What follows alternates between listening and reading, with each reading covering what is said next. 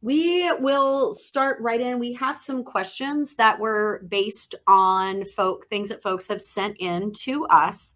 But we will go through those after we introduce the panelists, and then we will have some time for you all to ask some questions for both the panelists, not the panelists, I'm sorry, for our guests now, as well as anybody that might show up or watch this recording. Please remember that for specific questions, and I will put the link up. The best thing to do is reach out to us individually at CETL because sometimes the nuance of the material or different things requires us to do a greater deep dive into answering that question than we would normally in a panel session that's more general for everybody else. So without further ado, we're going to go ahead and get started. Today we have two of my instructional designers at CETL who I could not live without, and I'd probably cry in a hole if I ever lost either one of them, CJ Bracken and Deverick Strand. I normally have people introduce themselves, especially if we are in a situation where we get some new faculty. So, CJ, you want to introduce yourself and then Dev? Sure. Thanks, Bree. Like Bree said, I'm one of the instructional designers at in the Center for Excellence in Teaching and Learning. I've been at Reynolds for just over 20 years now. So love what Bree's done with the center, and I provide a lot of support in a system administrator for Canvas, and then I'll turn it over to Dev because I couldn't do my job without a lot of help from Dev too. So. I'm Deverick Strand. I've been here about 2 years now, going on 2 years, as an instructional designer and technically assistant coordinator. So I do the Canvas support with CJ, and yeah, that's it. All right, great. So, since we're not here in person where we pass down the microphone, I'm going to rely on CJ and Dev and us just having worked long enough to know each other's faces to kind of kick them back and forth. I have 9 questions that were based on questions we are getting from faculty and staff in regard to accessibility. So I'm going to go right down that list, and then we will open up some time at the end for Q&A. So starting off, the biggest question we get when folks come in, number one, what is the difference between an accommodation and accessibility? How would you guys describe that to new faculty or folks that are still confused? Well, Um, go ahead. Proactive versus reactive accommodations are reactive. You have to retrofit things and do it on the fly, whereas making your course accessible is a proactive thing, usually towards the same goal. Um, so just making your course accessible up front is going to save you some time. You'll more than likely have everything you need in place before you get those letters. And it just makes your course a more welcoming environment for students. DJ, anything to add? No, I mean, I think I was going to say the exact same thing that Deb did, proactive versus reactive. Accommodations, you can think we get a letter from OSA saying that, a student has a accommodation that we have to meet. But those can be a little bit more detailed in accessibility as well. Right, making your course accessible is best for all students, where we might get a specific accommodation that, hey, you have to give a student time and a half on a quiz or an exam. So it's a little bit different there. Both, are kind of protected by federal law. But like what Dev said, I preach this all the time, making your course accessible, besides the whole thing it's going to be required by law, and it already is, it saves you so much time when you're in the process of teaching, providing feedback, et cetera, to your students. When that accommodation request comes in, you already have it accomplished, and you're just, oh, hey, okay, good to know, and you keep going on. Fantastic. Thanks, guys. Okay, the next question we get is kind of a big overall question. The one that was sent in says, how do I even start making my older courses accessible? But I think that leads back into the next question. If I haven't started yet, where do I even get started? What is that point that you guys recommend we start at? So the first thing regarding old courses, as you know, we at CETL, we create a course blueprint that all courses are created from. And if it's an older course, if you leave the term date alone in settings and you don't change that, you don't have anything to worry about because you don't have to worry about old courses as long as the students can't access those. As far as where to go to get started, there's a couple of great resources that we have. The very first thing I would check out, and it's on the CETL website, is a course accessibility checklist. That will give you a checklist with every single thing that needs to be taken into consideration to make your course accessible, along with tutorials and links to show you how to do each one. And if you need specific information really quick, the team at CETL, we've created a lot of flash flows that you can go on and say, hey, how do I create alternative text in Canvas? It's about 3 minutes long and it gets straight to the point with no filler. So I would first start with the course accessibility checklist and start going down there. What do you think, Dev? What would you do? Um, as far as resources go, I definitely agree with you. Course accessibility checklist. Those flash flows are great. They're very short, to the point. They'll get you going. But I would also think in terms of what you have to tackle. I know some people teach four, three different courses. Think about when you're going to teach that material again and when that material is going to be in front of students. Like CJ said, if you leave the term limits in place, there's certain material that won't be in front of students right away. So if you're just starting, you might want to start with your courses you're going to teach in the summer. And in the summer, tackle your ones you're going to teach in the fall. That way you are not overwhelmed trying to do every course. If the material is not going to be in front of students, you can, put that at a lower priority, the material that's going to be in front of students sooner. I would also say another good tool, and I think we might talk about it later anyway, is UDOIT Advantage, right? It's not an end all be all, but if you're saying, hey, where do I really need to put my effort into making my course accessible? You can use UDOIT Advantage in Canvas, do a scan of your course, and maybe it'll come up and say, hey, you only have 2 images that don't have alternative text, but you have 30 pages that you might need to pay attention to the heading structure. So I would then say, let me start with the heading structures and tackle that. Or they break it down into, I think it's high, medium, and low priorities, and start with the high priorities, start knocking them off. It's a great place to start so you can then say, hey, what do I need help with? Or what do I need to learn to make my course accessible? All right, we've got a question following up on that one over on the chat. It's from Kim. Is it possible to get course tiles for fall earlier in the summer this year?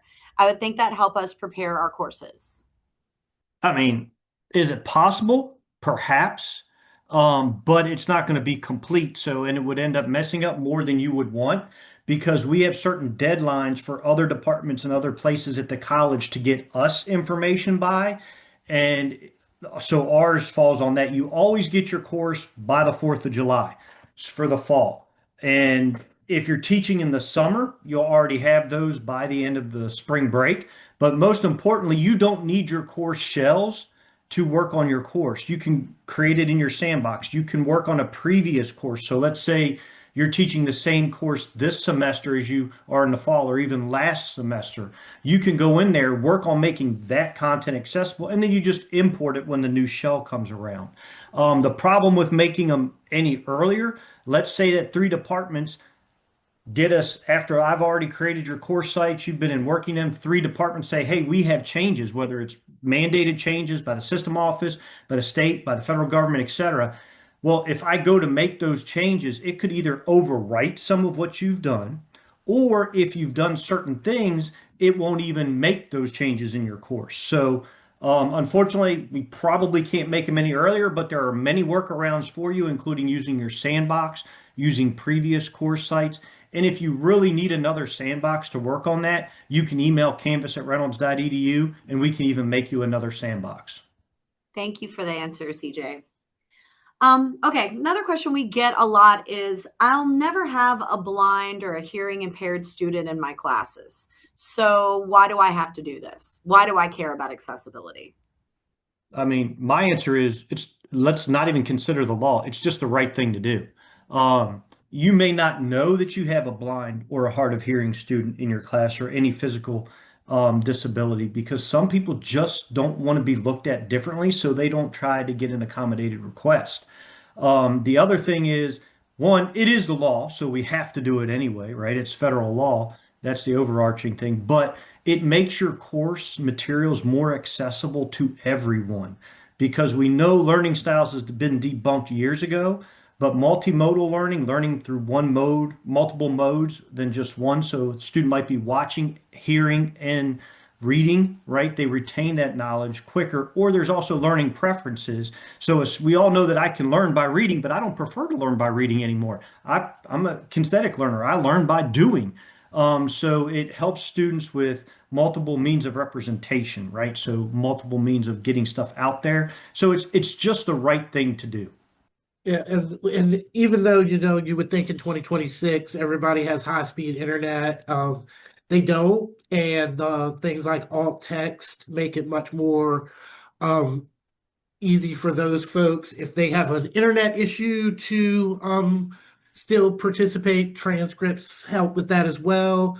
Folks who maybe have to study on a tablet or a phone, the responsive design makes it easier for them. So it's not just a lot of times when we talk about accessibility, it starts becoming the screen reader conversation, but it goes way beyond just screen readers.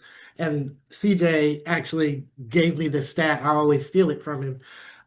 When online students are deciding whether or not they're going to drop a course, they decide within that first 30 seconds of being in the course. So, as welcoming and as inviting as you can make that course and make them want to stay in that course, the better. And accessibility is part of that.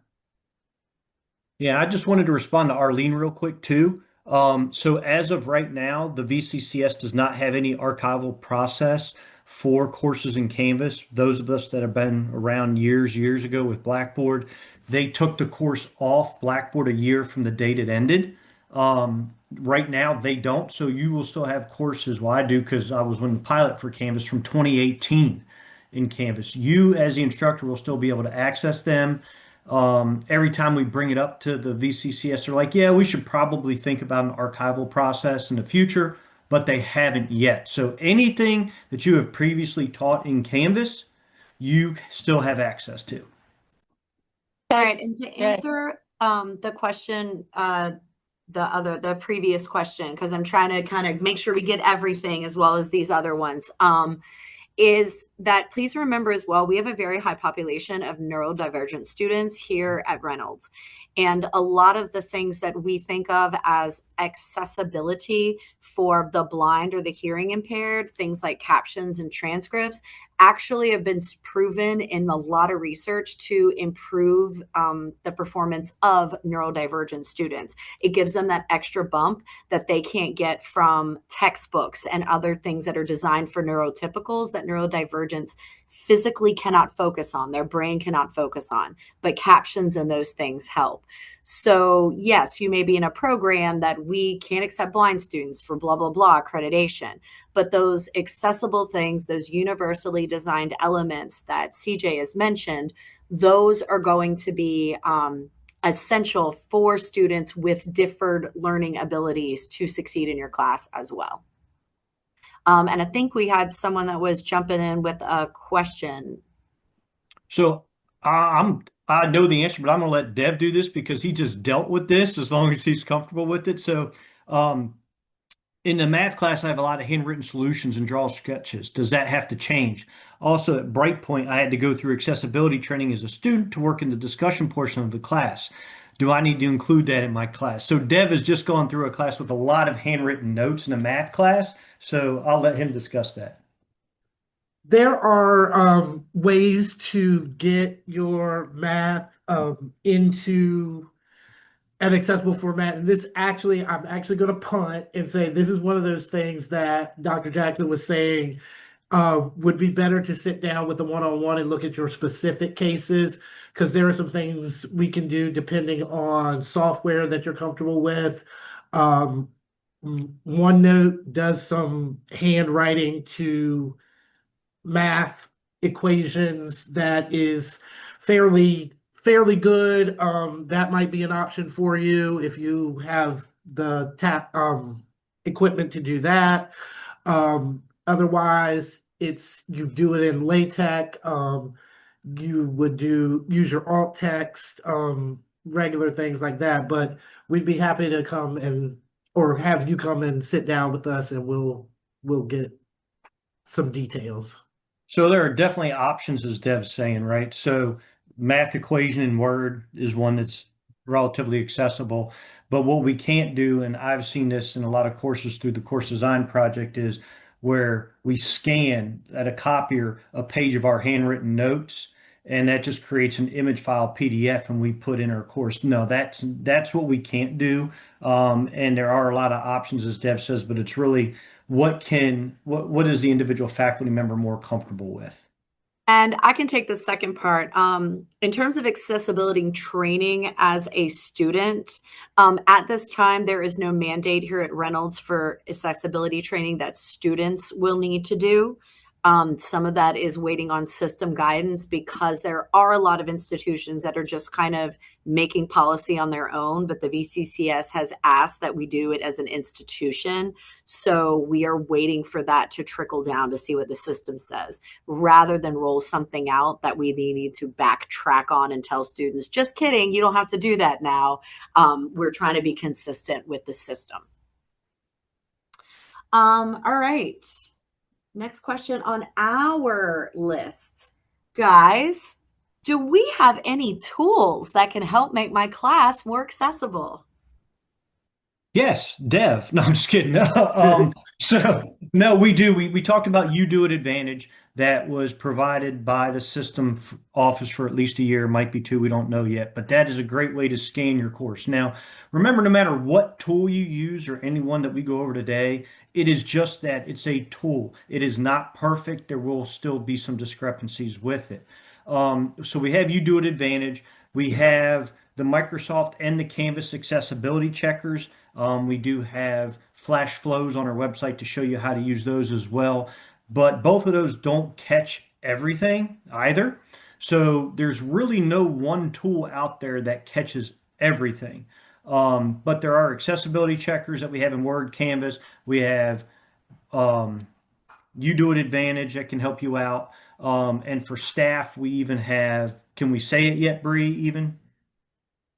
The new one that I think we're getting? Can we say it yet or not? I've put it in Eva. It's been Okay. approved. I'm just waiting for shared services to not say something fussy. So yeah, so we're supposed to be getting another tool that's a little bit more robust called Census Access. And what's really cool about that tool is its job is to basically take, you might have a PDF. Well, we can convert it to audio, or an MP3, right? We can convert it to all different kinds of formats. And that tool will do that. So that will help you out with that. Other than that, there are things to catch these, but a lot of it is also on the faculty member to go through and look and do a detailed review as well, because they're great, these accessibility checkers, but they're not a perfect solution. Dr. Jackson, is there a target number for you do it? You're answering that now. Okay. And I'll answer that for everybody. Yeah, it was funny. I knew you were going to read that. I was typing in. So, the target for accessibility here is that you can pass the rubric that we put out. The CETL rubric that we put out is actually a little more stringent than the Title II. It follows Quality Matters standards, which is a nationally accepted standard that the DOJ used to base some of their decisions on, evidently, some of it, not all, as we know. But no, that is what is required is can you pass the CETL rubric? Not you do it.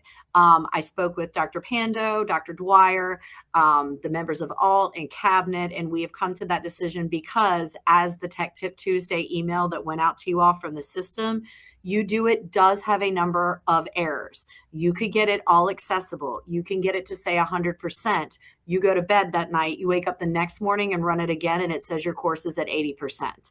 That is a known issue with it. This was software chosen by the system that we didn't choose. That's why we've decided to use our rubric. So you do it as a tool, but it is not going to be the standard and any kind of punitive tool whatsoever at Reynolds. And I think that's just personally me speaking a great way to do it because institutions that are putting 85% or 90%, and you do it one, it's an unreliable score, but also I'm not okay with my course being 85% or 90% compliant. That means 15% or 10% of my course is not accessible. Personally, for me in the classes I teach, that's not okay with me. I wanted to get it as high up as possible.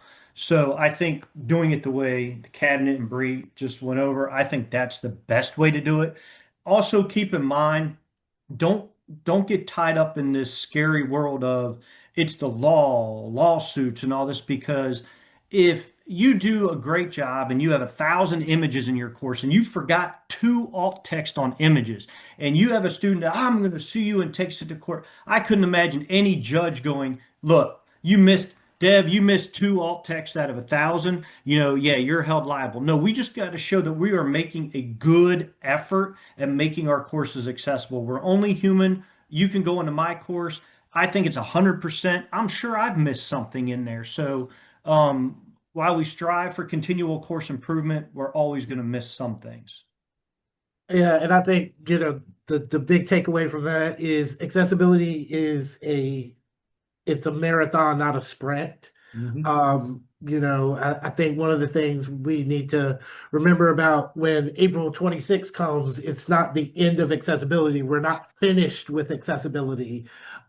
We've caught up, and then we have to maintain that going forward. Yep, good point. So the next question we already partially answered. It was, when does my course need to be accessible and what's the standard? And as I noted, the standard again is the rubric that we have put out and that we have vetted. That rubric, I put that link earlier. It's available on our website, in the CETL Faculty Hub, on the instructor resources page, which is that Google page that we've made because we know that adjuncts don't have access to Canvas on day one. We also have paper copies outside of CETL on our little standee with our handouts that are available 24/7, 365 anytime you walk by this building. So the rubric is everywhere for you all to use.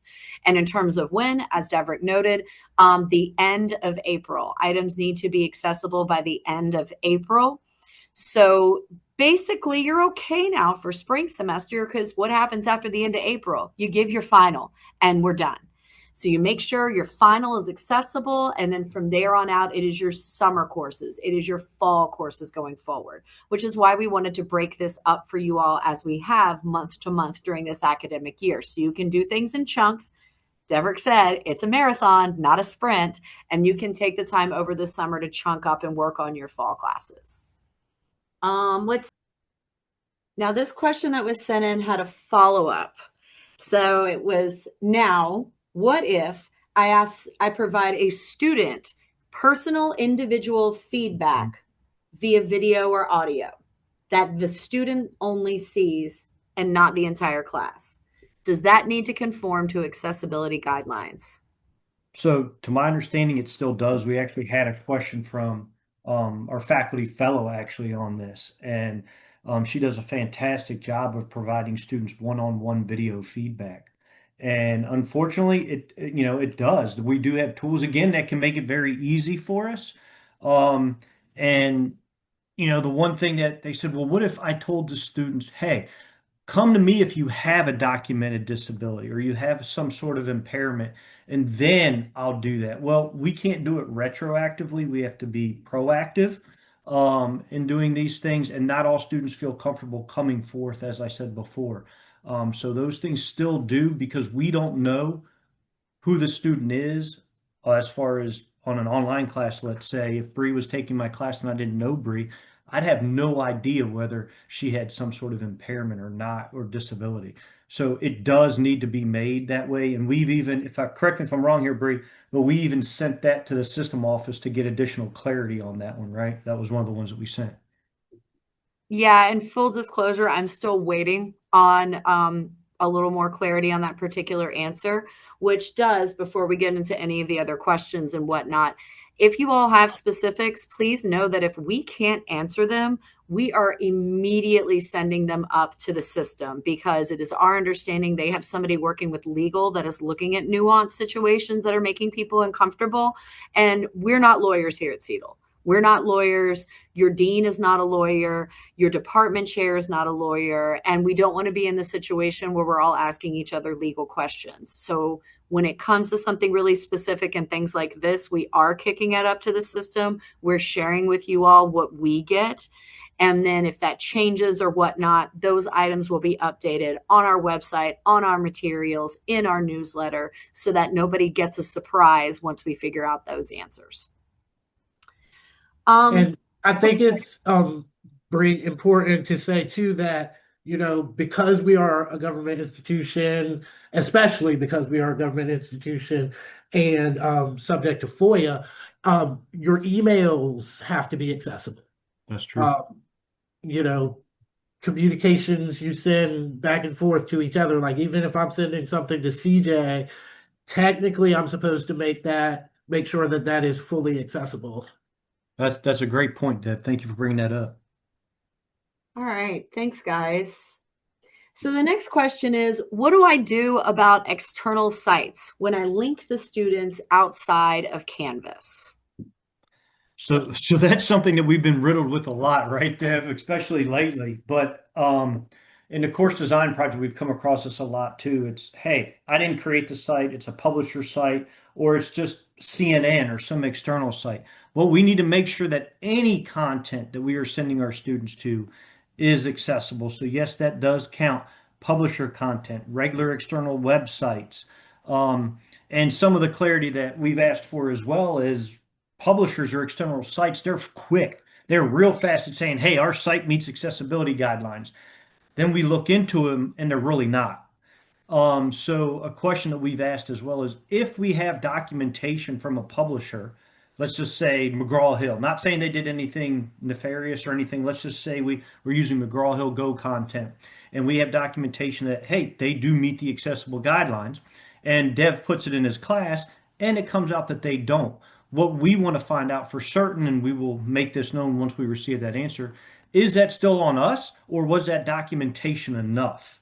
So there are a lot of sites out there, even government sites, that are not accessible. So we have to make sure that those sites are accessible. And the census access, off the top of my head, they can check. Can they check external sites? Do you know? I know they're more about converting. Okay, so yeah, and it's a tedious process to verify if an external site is accessible because you have to go in and inspect the actual code. So if you really have an external site that you have a lot of questions on, I would send it to us or request a one-on-one consultation with us so we can look at it and tell you whether it's accessible or not. Now, a lot of people have been telling us we know it's not accessible now, but it will be as of April 26th. We are working on getting it there because they're aware of the guidelines as well. So just keep that in mind. But remember, it's not our job to tell an external vendor. I've had many external vendors when I've reached out and said, hey, your website's not accessible. Are you going to be working on it to meet the DOJ guidelines for April? And they're like, well, give us a listing of what we need to fix and we will do it. That's not on us to do. But we can look at it basically and tell you quickly whether it is or is not accessible. And the last question we had on our list was, CJ, you've already kind of answered it, but the publisher materials. How do we handle that? What's the best way to think about publisher materials? Are they all accessible? I mean, the short answer, Dev, right, is no, they're not all accessible, even when they say they are, which is why we've reached out to try to get clarity on that. If we have documentation, are we covered? I haven't seen one publisher yet that we haven't had issues, and we've used Cengage, McGraw-Hill, various products within their OpenStax, everything right through the course design program, and they're all somewhat inaccessible, all the way to the PowerPoints that they give you, to maybe their interactivities that are on there. Some are and some are not. So I think that the best answer to that is let's wait to see what the answer is as far as if they say they're accessible, are we covered? So is the way I would go with it. All right, fantastic. Well, we're right at 12:30, which is what I'd hoped we would hit right on with the questions that were sent in. But for those of you that didn't see that item on the newsletter, didn't send in a question, no big deal. You have your opportunity now. So feel free to ask the question either in the chat or on the microphone. And we'll just try to do our best with this large group to share the resources and share the mic. So does anyone have a question about accessibility, the deadlines, what we can do to help, tools?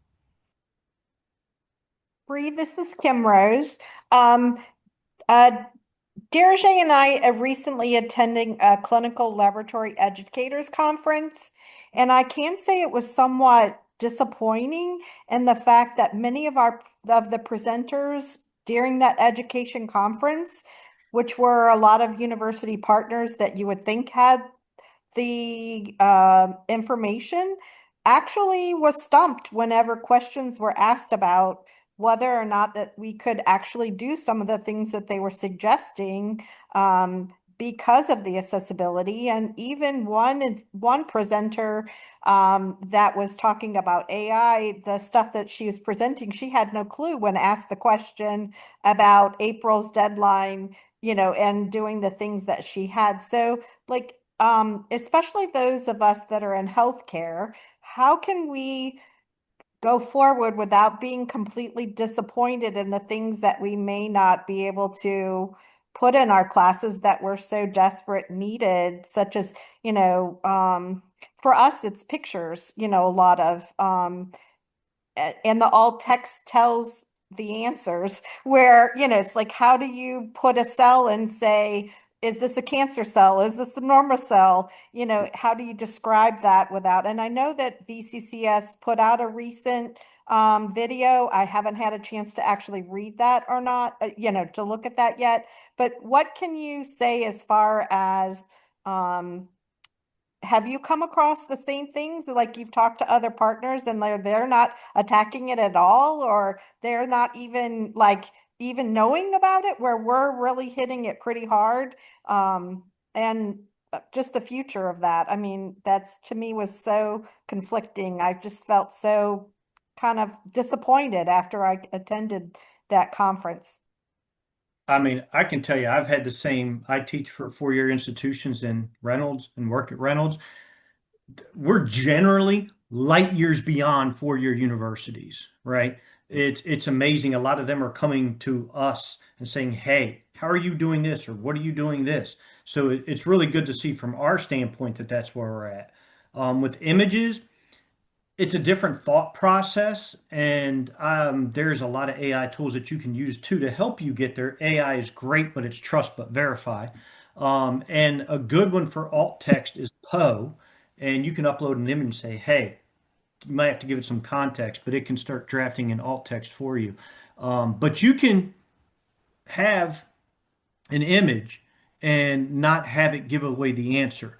So you just have to reformat your wording a little bit different. And it's going to take time and it does take a lot of thought. I will 100% give that to you. But generally speaking, you don't have to say this is a cancer cell, right? You can just describe the image. Um, so if you're really stumped on an image, again, that's why we have the consultation forms and CETL. We can certainly take a look and help you draft some alt text. But I know for me personally, and maybe Dev or Bree has had different experience, but if I'm ever stumped like that or I just don't feel like thinking about it, I put it into AI and say, "Hey, I'm teaching an educational technology class, the lessons on XYZ. Here's an image. Can you please write an alternative text?" And it'll generate it and I can tweak it a bit and then I'm done. So it saves me a lot of time. I mean, we're talking about, with one test, maybe 50 pictures or more. Yeah, That's I not mean, I have unusual for us. Yeah, no, I just did two A&P classes as the instructional designer. So, and you probably know how many images are in one PowerPoint in an A&P class. Right. So, and the tests and everything. So we did all that as well. But yes, I will give you, Kimberly, it is a lot of work and it will take a serious amount of time, especially when you have a lot of images like that. I've already set up a one-on-one with Kevin, so I'm look forward to that visit. But I just, wanted to share that because I think that it's important for us to all realize that we're in it. And, myself, I teach 8 course tiles this semester. Mhm. That's a lot, and they're Yep. different courses. So for that's a very heavy load lift that I'm not for sure is, everybody really realizes that. Oh, we realize it, but we're not the ones that made the law. So, but we definitely realize that. And I was like, I yeah, think this is driving us crazy too, you guys. I Yeah. also think it does bring up the point, though, is that the point of this is not to have you stop doing anything you're doing. Mhm. Like, so it's not to stop using color, it's not to stop using images. It may be to stop using tables. I'm not gonna lie, but it's about being as proactive as possible. But there is a point you get to where you do have to make accommodation versus accessibility, not with alt text because you have to have that, but like you can still do your labs, do your activities, do those creative and fun things. And at some point, you do have to have the accommodation discussion versus the accessibility discussion. Yeah, Dev and I talked about tables for about a half hour alone yesterday. I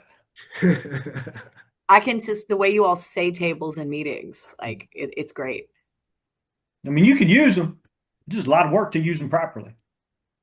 Oh, somebody said, what about accessibility for YouTube videos? Oh, So I can tell you the answer. Just because something has captioning doesn't make it accessible, right? And if you look at the documentation for YouTube, which I'm sure most people are not ridiculously into it like I am and actually read their documentation, their automatic captioning is only about 60 to 65% accurate by their own words. That's not accessible, right? So you're going to have to look at the captioning. Same thing as your own videos in Canvas Studio, which is better accuracy, but you're going to have to look out for proper punctuation because we all know the difference one comma can make in meaning. So we do have to look at that is look at the captioning. Is it accessible? The other thing, YouTube, though, most of their videos, some of their older videos don't have an accessible player, so to speak.